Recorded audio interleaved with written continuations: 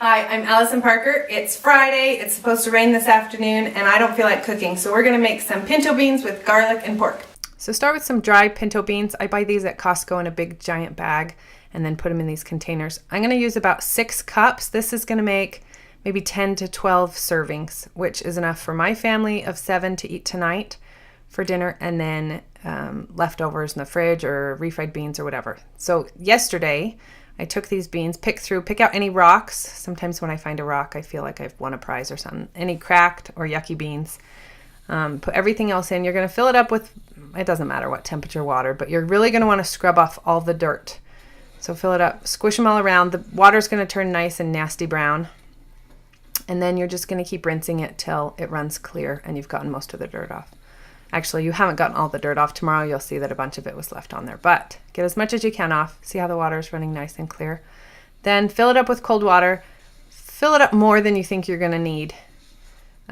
Probably like 3 times as deep of water as beans, because if your beans soak too much, and then it'll push the top layer up out of the water, and then those guys won't get soaked as much and you'll have to start all over again. So I check this throughout the day and make sure it's full enough. All right, then this morning I go home from the gym, rinse the beans. Look, I painted my nails yesterday. Rinse the beans really good, get all the nasty brown stuff off, strain out the yucky water, and then you're gonna dump them in a crock pot. I usually do this about 6 o'clock in the morning, 6:30.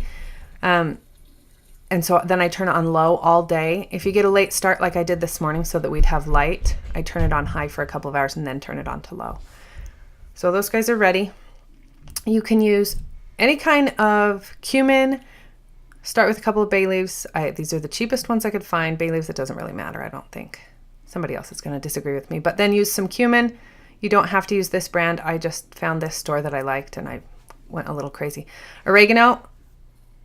I didn't mean to put all that in, but it's fine. The more oregano, actually, the better. You can use this, or you can use some chili pepper.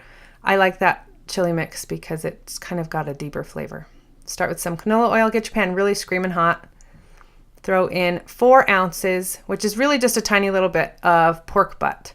So I'll go buy a big pork butt, portion it out into 4-ounce little baggies and freeze it.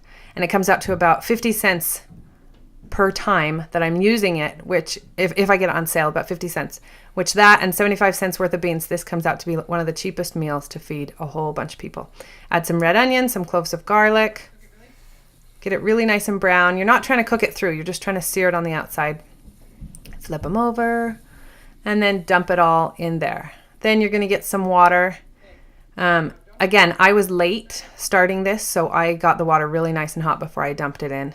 But you can just dump in hot water from your faucet. Then turn it on low. And there you go. It's cooked all day. Your house smells great. You've gotten to do whatever you want for 12 hours. And dinner was cooking itself. Look how great this looks. So you're going to want to squish the big chunks of meat. They'll dissolve. Find those bay leaves, pull them out and toss them.